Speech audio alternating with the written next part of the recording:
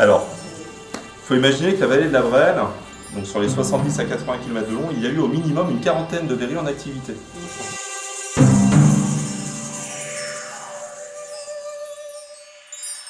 Alors on a ici la scène traditionnelle, un souffleur, un enfant qu'on appelait autrefois le gamin.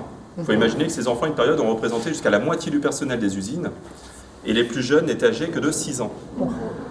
Le rôle de l'enfant, dans un premier temps, il va devoir ouvrir le moule en bois qui sera humide, bien entendu. L'ouvrir avec sa canne, du verre au bout dépassant les 1000 degrés, qu'il va devoir mettre à l'intérieur. Donc ça va passer entre le visage et le moule. Donc à lui de penser à reculer. On met le verre dedans, l'enfant ferme, et lui commence à souffler. Comme le moule est humide, ça crée la vapeur doit s'échapper, et on a des trous de percée, ce qu'on appelle les trous des vents. Ça ressort, malheureusement il respire poussière et vapeur à longueur de journée, et malheureusement, pendant plein d'heures. À l'aide des pieds, il lui donne un signal, l'enfant comprend, il ouvre son moule, on ressort l'objet qui est encore plus de 500 degrés, bien que ce soit dur, et ça repassera devant le visage. Donc pareil, on recule, sinon on rebrûlure, et on recommence. Donc par la suite, avec les lois de Jules Ferry, l'école devient plus ou moins obligatoire, on recule l'entrée en usine aux alentours de 10 à 12 ans. Oh, c'est beau. C'est beau, quand c'est respecté, bien entendu. Preuve à l'appui. Vous voyez la photo qui est là, c'est un agrandissement d'une carte postale. Verry qui a fonctionné à partir de 1890. Petit four de type bassin, donc système de cuve en briques réfractaires, accueillant en début de journée entre 80 et 100 kg de verre à l'état pâteux, chauffage au gaz, température dedans variant entre 1100 et 1200 degrés. Et à ce niveau-ci, c'est minimum 40 à 50 degrés de rayonnement.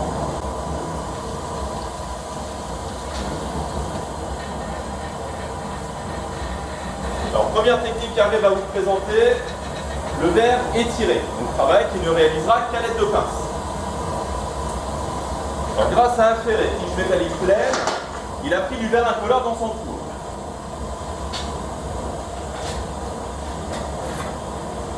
Ce verre incolore, il est en train de le rouler dans cette poudre qui est un rouge.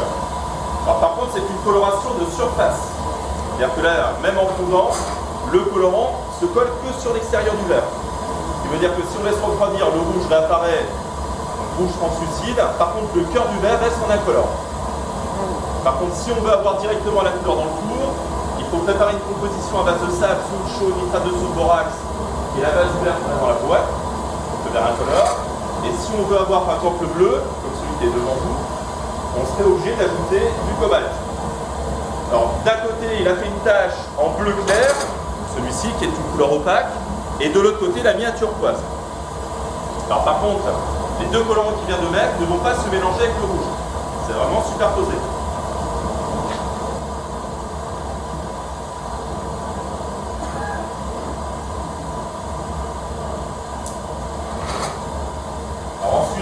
Il va reformer un cylindre en travaillant sur cette plaque de four que l'on appelle un marbre.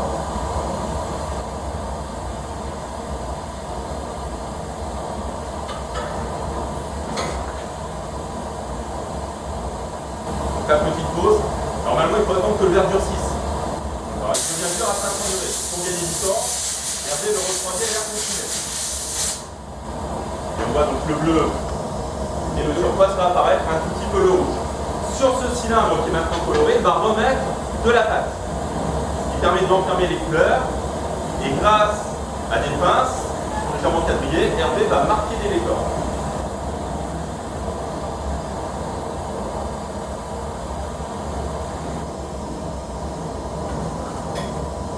Pince quadrillée marque des décors, mais uniquement que dans la partie incolore. Le but maintenant, c'est que la partie colorée se réchauffe et qu'il puisse ensuite dessiner sa pièce. Et on voit que ça se réchauffe du fait que le cylindre se désaxe. Ce qui veut dire que si Hervé arrête de tourner, ça descend. Avec les lames du fer à trancher, il est en train d'allonger une tige. Vous voyez dans un premier temps le timon grosse. Et grâce à une pince, il va bloquer son verre. La tige en même temps va s'allonger, s'affiler, et du fait que le verre est bloqué, torsade des couleurs.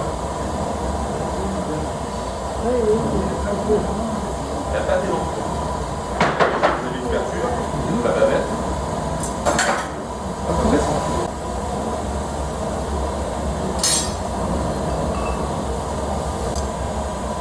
Alors là, le but, c'est de maintenir la fleur, donc le bouton en hauteur, pendant que la tige durcit.